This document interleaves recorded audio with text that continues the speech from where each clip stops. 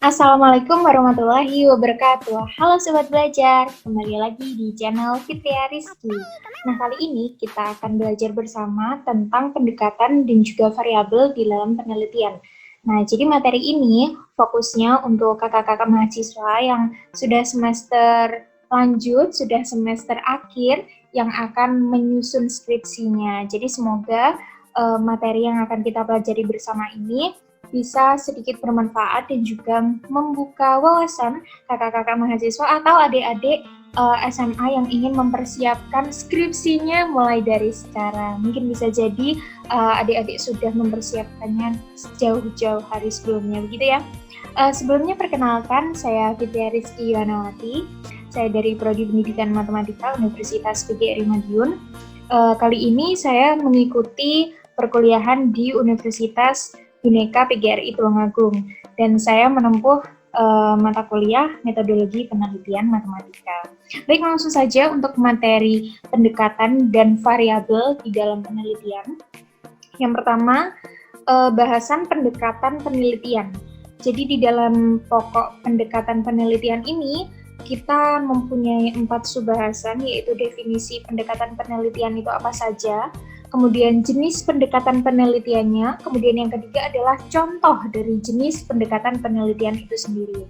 Langsung saja yang pertama, definisi pendekatan penelitian. Jadi yang pertama, definisi pendekatan penelitian itu merupakan suatu rencana konsep dan prosedur untuk penelitian yang mencangkup langkah-langkah mulai dari asumsi yang luas hingga metode yang terperinci dalam pengumpulan data, analisis, dan juga interpretasi. Jadi mulai dari yang asumsi luas sampai mengerucut, sampai akhirnya menemukan kesimpulan yang diinginkan. Kemudian ada juga pengertian pendekatan penelitian yang lain, yaitu pola pikir yang digunakan oleh para peneliti untuk melaksanakan proyek penelitian dan melakukan penelitian. Jadi langkah-langkah secara garis besar yang para peneliti lakukan untuk melaksanakan proyek penelitiannya itu sendiri. Nah, kemudian yang kedua ada jenis pendekatan penelitian.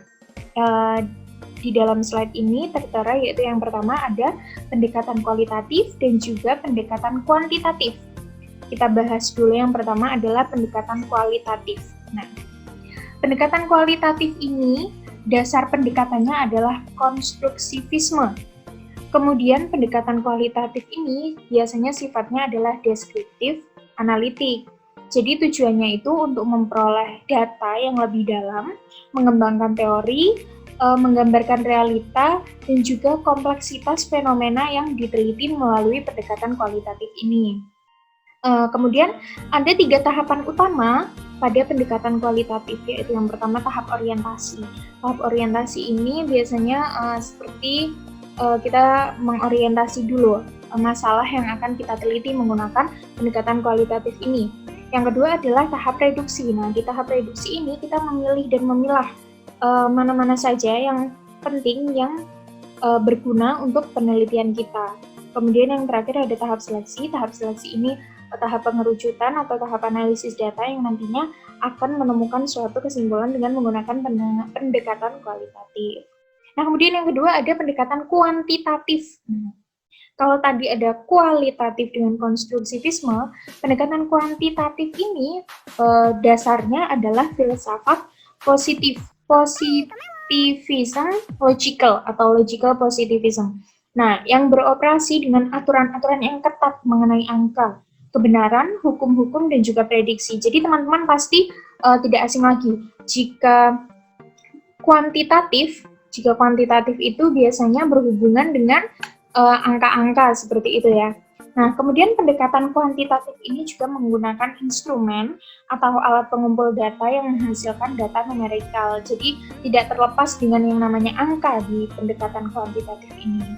Nah, dan strategi penelitian yang digunakan dalam pendekatan kuantitatif ini biasanya adalah strategi penelitian survei dan juga eksperimen. Jadi nanti objeknya akan dilakukan survei atau eksperimen yang nantinya akan menghasilkan angka-angka atau numerikal yang diolah dan kemudian sampailah kepada kesimpulan yang didapatkan melalui pendekatan kuantitatif. Kemudian selanjutnya ada jenis pendekatan penelitian yang lainnya adalah pendekatan campuran. Pendekatan campuran ini merupakan gabungan dari pendekatan kuantitatif dan juga pendekatan kualitatif. Jadi di dalam pendekatan campuran ini menggunakan dua pendekatan yang sebelumnya tadi yang sudah kita pelajari bersama. Nah, pendekatan ini melibatkan asumsi-asumsi filosofis serta melibatkan kedua metode ini secara kolektif. Jadi semuanya terlibat, yang pendekatan kualitatif dan juga pendekatan kuantitatif. Nah, kemudian Brennan ini mencetuskan ada 3 acuan pokok dalam memadukan pendekatan kuantitatif dan kualitatif ini. Jadi ada acuannya menurut Brennan ini. Yang pertama yaitu penelitian kuantitatif sebagai fasilitator penelitian kualitatif. Jadi yang utama ini penelitian kualitatif, kemudian untuk fasilitas pengolahan data atau mencari datanya dengan bantuan si penelitian kuantitatif atau pendekatan kuantitatif ini.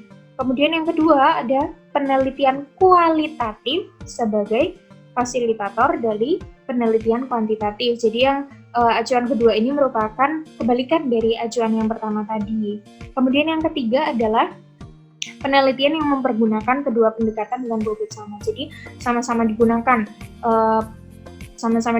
secara imbang antara penelitian kualitatif dan juga penelitian kuantitatif. Jadi porsinya sama penggunaannya. Mungkin menggunakan dua metode, yaitu satu metode menggunakan kuantitatif yang berhubungan dengan angka-angka, mungkin satunya juga menggunakan kualitatif yang biasanya dengan wawancara dan lain sebagainya di metode-metode yang ada di pendekatan kualitatif lainnya. Nah, kemudian untuk selanjutnya ada contoh dari jenis pendekatan penelitian tadi. Pendekatan penelitian tadi ada kualitatif, kuantitatif, dan juga campuran. Ini contohnya nih. Contohnya yang pertama itu ada dalam penelitian dengan judul Eksplorasi Penalaran Siswa dalam Pemecahan Masalah Trigonometri ditinjau dari kemampuan berpikir logis pada siswa kelas 12 IPA. Jadi secara kualitatif ini nanti akan mengetahui bagaimana eksplorasi penalaran siswa ini dalam pemecahan masalah trigonometri.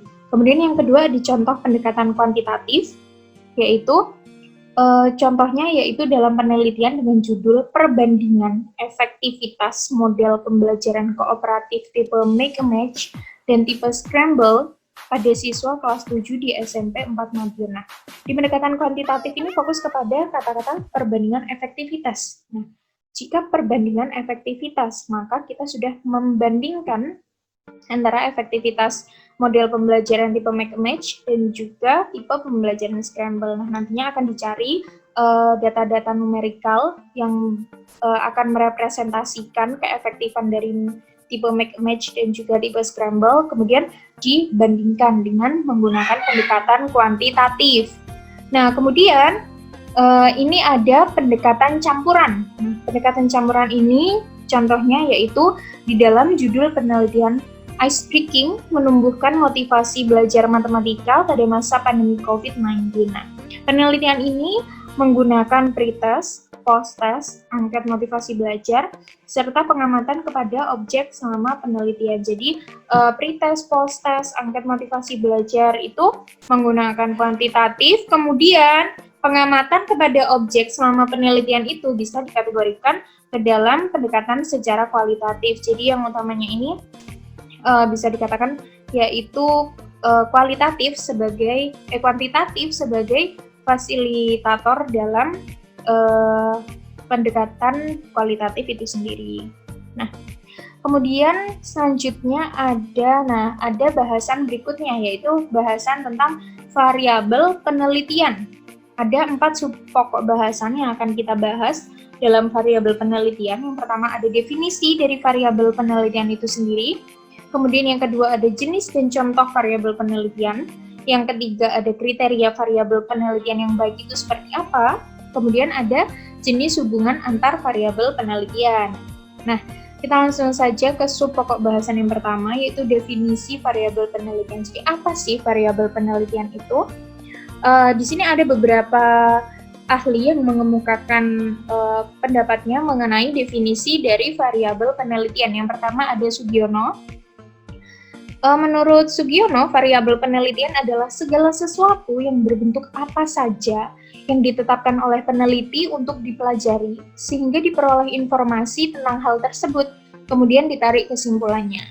Kedua, menurut Ari Kunto menyatakan bahwa variabel penelitian adalah objek penelitian atau apa yang menjadi perhatian dari suatu penelitian, yang menjadi fokus utamanya nih apa nih pada suatu penelitian. Menurut Ari Kunto itulah yang disebut variabel. Kemudian ada pendapat dari Sujarwo dan Basrowi, yaitu, nah ini cukup singkat ya, variabel merupakan suatu konsep yang bisa diukur dan memiliki variansi nilai. Nah, jadi kalau kita simpulkan dari ketiga ahli yang menyatakan tentang definisi dari variabel ini, variabel penelitian itu merupakan sesuatu yang menjadi objek pengamatan penelitian, yaitu sebagai faktor yang berperan dalam penelitian atau gejala yang akan diteliti untuk selanjutnya akan ditarik kesimpulan. Nah, seperti itu. Kemudian yang kedua ada jenis-jenis dan contoh dari variabel penelitian. Nah, variabel penelitian ini ada berdasarkan macam-macam. Nah, yang pertama ini ada berdasarkan sifat variabel. Kalau berdasarkan sifat variabel ini dibedakan menjadi dua, yaitu variabel statis dan juga variabel dinamis. Variabel statis ini sifatnya tetap, tidak bisa diubah keberadaannya maupun karakteristiknya. Nah, contohnya adalah jenis kelamin, tempat tinggal, umur. Nah, itu kan tidak bisa kita rubah karena memang sudah kodratnya ya. Nah, kemudian yang kedua ada variabel dinamis. Nah, variabel dinamis ini kebalikan dari variabel statis. Jadi kalau statis tadi tetap, kalau dinamis ini bisa diubah keberadaannya ataupun karakteristiknya. Nah, contohnya itu adalah motivasi dan juga prestasi belajar. Motivasi dan prestasi belajar ini bisa diubah dengan usaha dan juga faktor-faktor pendukung yang lainnya. Nah, kemudian selanjutnya setelah berdasarkan sifat variabel, jenis dan contoh variabel penelitian ini ada berdasarkan hubungan antar variabel, yaitu ada variabel bebas, terikat, kontrol, dan juga antara. Nah, kata-kata variabel bebas, terikat, kontrol, dan antara ini seperti saya rasa sobat belajar semuanya sudah sangat familiar dengan kata-kata variabel bebas, terikat, kontrol, dan juga antara ini, karena pada umumnya di banyak penelitian menggunakannya adalah variabel yang bebas, terikat, dan juga kontrol dalam penentuan masing-masing variabelnya. Nah, langsung saja yang pertama ada variabel bebas. Variabel bebas ini adalah variabel yang mempengaruhi atau menjadi penyebab terjadinya perubahan pada variabel lainnya. Nah, sedangkan temannya variabel bebas ini adalah yang berkaitan dengan dia, adalah variabel terikat. Ya, variabel terikat ini variabel yang keadaannya dipengaruhi atau menjadi akibat. Jadi, variabel terikat inilah yang akan dipengaruhi oleh adanya variabel bebas itu tadi. Nah, contohnya misalkan ada penelitian yang berjudul pengaruh motivasi belajar terhadap prestasi belajar mahasiswa. Yang saya beri warna biru, yaitu motivasi belajar, itu merupakan contoh dari variabel bebas. Dan yang berwarna coklat muda, prestasi belajar, itu merupakan variabel terikat. Jadi motivasi belajar ini akan memberikan dampak kepada prestasi belajar atau si variabel terikat ini. Kemudian yang selanjutnya adalah variabel kontrol. Variabel kontrol ini adalah variabel yang di dalam hal tertentu itu dibatasi, sehingga tidak berpengaruh atau tidak memiliki efek terhadap gejala yang sedang diteliti. Mohon maaf, ada typo. Contohnya yaitu mata pelajaran yang sama pada suatu penelitian. Atau secara gampangnya variabel kontrol ini adalah variabel yang dibuat sama. Jadi dalam suatu penelitian ada variabel yang untuk mengkontrolnya atau yang sama seperti itu. Kemudian yang selanjutnya ada variabel antara. Nah, variabel antara ini secara teoritis itu mempengaruhi hubungan antara variabel bebas terhadap variabel terikat, menjadi hubungan yang tidak langsung dan tidak dapat diamati dan juga diukur. Nah, variabel antara ini misalnya variabel gaya hidup pada penelitian pengaruh pendapatan terhadap harapan hidup seseorang. Jadi yang merupakan variabel antaranya itu adalah variabel gaya hidup. Antara mana? Antara pengaruh pendapatan terhadap harapan hidup seseorang, seperti itu. Nah, selanjutnya ada jenis dan contoh variabel penelitian berdasarkan urgensi pembekuan instrumen. Ini ada dua nanti, ya, yaitu ada variabel faktual dan juga variabel konseptual. Jika variabel faktual, ya seperti namanya faktual, jadi variabel yang di dalamnya itu adalah fakta-fakta yang tidak bisa kita ubah, atau memang keadaan yang sebenarnya dari suatu objek penelitian yang akan diteliti. Yaitu misalkan agama, jenis kelamin, tempat tinggal, umur, asal sekolah, status, dan juga sebagainya. Jadi, contoh-contoh variabel ini memang berdasarkan fakta yang dialami oleh objek yang diteliti ini. Apabila nantinya ada kesalahan, ya atau ya kesalahan, itu kemungkinan diakibatkan dari si objek ini yang tidak jujur dalam pada saat kita mencari atau menggali informasi untuk data kita. Jadi mungkin agama, jenis kelamin ini bisa dikategorikan umumnya mungkin digunakan pada pendekatan atau penelitian secara kualitatif. Nah, karena bisa dengan wawancara, tapi tidak menutup kemungkinan juga variabel-variabel ini juga tetap digunakan dalam pendekatan atau penelitian kuantitatif sebagai variabel bebasnya. Nah, kemudian yaitu ada variabel konseptual. Variabel konseptual ini adalah variabel yang tidak terlihat dalam fakta, akan tetapi tersembunyi dalam suatu konsep. Nah, misalnya motivasi belajar, prestasi belajar, bakat minat, kecerdasan, konsep diri, dan juga sebagainya. Nah, tadi adalah jenis dan contoh dari variabel penelitian. Ada banyak sekali ya. Kemudian yang selanjutnya adalah kriteria variabel penelitian. Jadi, bagaimana sih kriteria atau apa yang menjadikan sesuatu itu bisa kita sebut sebagai variabel penelitian, atau bagaimana sih variabel penelitian yang baik itu? Nah, yang pertama, kriteria variabel penelitian itu adalah memiliki nilai yang bervariasi. Bagaimana maksudnya memiliki nilai yang bervariasi? Variabel itu nanti akan membedakan satu objek dengan objek yang lainnya dalam satu populasi. Jadi variabel ini harus memiliki nilai yang bervariasi. Nah, misalnya, kita akan meneliti tentang hasil belajar mahasiswa melalui IPK-nya. Nah, maka kita dapatkan suatu populasi yang terdiri dari 40 orang mahasiswa. IPK 40 orang mahasiswa ini dapat dikategorikan sebagai variabel apabila terdapat variasi nilai dalam IP pada populasi tersebut. Misalkan mahasiswa pertama, IPK-nya 3,99. Misalkan mahasiswa yang ketiga, IPK-nya 3,71.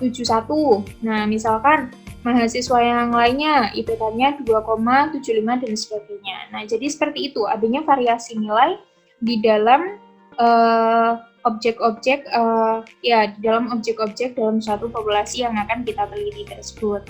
Kemudian selanjutnya yaitu membedakan satu objek dengan yang lainnya. Jadi seperti yang sudah kita pelajari di kriteria yang pertama tadi, variabel ini nanti akan membedakan satu objek dengan yang lainnya. Objek-objek ini bisa menjadi anggota populasi karena memiliki karakteristik yang sama. Akan tetapi, walaupun karakteristiknya sama, ini masih bisa dibedakan satu sama lainnya dalam suatu variabel. Jadi variabel ini untuk pembedanya. Misalkan perbedaan dalam hal usia, agama, jenis kelamin, motivasi belajar, cara belajarnya, prestasi, pekerjaan orang tua, bakat, kecerdasan, dan juga lain sebagainya. Mohon maaf ada typo di kata kecerdasan. Kemudian selanjutnya adalah bisa diukur. Jadi variabel ini harus bisa diukur. Seperti tadi yang sudah didefinisikan oleh para ahli tadi, yaitu variabel adalah yang nilainya bervariasi dan bisa diukur. Jadi variabel ini bisa diukur. Variabel ini berbeda dengan konsep, karena konsep itu belum tentu bisa diukur, sedangkan variabel itu bisa diukur. Misalkan hasil belajar siswa. Nah, hasil belajar siswa ini bisa diukur dalam bentuk numerikal atau bentuk angka. Nah, selain ketiga hal ini, ada 3 hal lagi yang merupakan kriteria variabel penelitian, bisa dikategorikan variabel penelitian yang baik. Nah, jadi yang pertama itu sesuai tujuan penelitiannya. Jadi sesuai dengan tujuan penelitian yang telah kita sepakati di awal, entah itu tujuan penelitiannya untuk secara kuantitatif, kualitatif, campuran, untuk mengetahui hasil belajar, atau untuk mengetahui kinerja seseorang, dan lain sebagainya, tergantung dari tujuan penelitian masing-masing. Kemudian yang kedua, yaitu bisa dilihat dari pengukuran yang dilakukan. Nah, yang ketiga adalah bisa diidentifikasi, diklasifikasi, serta didefinisikan secara tegas. Kenapa bisa didefinisikan secara jelas, diklasifikasi, dan juga diidentifikasi? Karena variabel ini sebagai pembeda. Jadi untuk mencegah adanya kesalahan ketika mengumpulkan bahan dan juga mengolah data-data untuk penelitian kita, sehingga kesimpulan yang kita dapatkan ini diminimalisir, bisa diminimalisir atau bisa dicegah dengan menggunakan variabel yang baik, seperti itu. Kemudian selanjutnya ada jenis hubungan antara variabel penelitian ya. Yang pertama ini hubungannya ada hubungan simetris. Apa sih hubungan simetris ini? Jadi hubungan simetris ini variabel dikatakan punya hubungan simetris apabila tidak ada variabel yang saling dipengaruhi oleh yang lain. Nah, contohnya yaitu dikategorikan yaitu sebagai berikut. Kedua variabel merupakan indikator dari konsep yang sama. Misalkan, kalau mengerjakan cepat selesai, sedang hasilnya tepat. Jadi kedua variabel tersebut itu merupakan indikator dari seorang yang intelijen, yang cerdas, namun tidak bisa diartikan bahwa karena cepat, lalu hasilnya tepat. Jadi belum tentu jika kerjanya cepat, maka hasilnya juga tepat. Mungkin bisa saja salah, seperti itu. Kemudian yang selanjutnya adalah kedua variabel merupakan akibat dari suatu faktor yang sama. Nah, contohnya adalah meningkatnya suatu pelayanan kesehatan dibarengi dengan bertambahnya jumlah pesawat udara. Jadi ada meningkatnya pelayanan kesehatan dan meningkatnya atau bertambahnya jumlah pesawat udara, tapi mereka tidak ada hubungannya antara satu sama lainnya. Kemudian selanjutnya ada kedua variabel saling berkaitan secara fungsional, misalkan di mana ada guru, di sana ada murid. Atau kadang ada pepatah yang bilang ada gula, ada semut. Nah, seperti itu. Kemudian yang selanjutnya adalah hubungan yang kebetulan semata-mata. Jadi adanya kebetulan yang seolah-olah itu betul gitu, padahal itu hanya kebetulan. Jadi misalkan seorang bayi yang ditimbang dan esok hari dia meninggal. Jadi hanya kebetulan semata-mata dari variabel yang awal terhadap variabel yang setelahnya. Kemudian yang kedua ada jenis hubungan timbal balik. Nah, hubungan timbal balik ini yaitu hubungan di mana suatu variabel itu dapat menjadi sebab dan akibat dari variabel lainnya, seperti yang tadi variabel bebas dan variabel terikat. Nah, contohnya misalkan penanaman modal itu mendatangkan keuntungan, dan pada gilirannya keuntungan akan memungkinkan penanaman modal. Nah, jelasnya adalah variabel terpengaruh itu dapat menjadi variabel pengaruh, jadi saling mempengaruhi antara satu sama lainnya. Kemudian hubungan yang ketiga adalah hubungan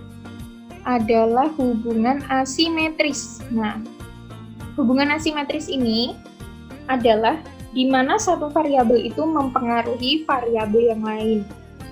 Jadi kalau yang pertama tadi tidak ada pengaruhnya, yang kedua tadi bisa saling mempengaruhi, yang pengaruh jadi terpengaruh, begitupun sebaliknya, yang terpengaruh ini bisa menjadi pengaruh kepada variabel yang lainnya. Kalau hubungan asimetri ini adalah hubungan di mana satu variabel mempengaruhi variabel yang lain. Nah, jadi misalkan ada hubungan antara stimulus dan respon yang merupakan salah satu hubungan kausal dan umumnya diteliti dalam ilmu eksak. Mohon maaf, itu tipe, harusnya psikologi dan juga pendidikan.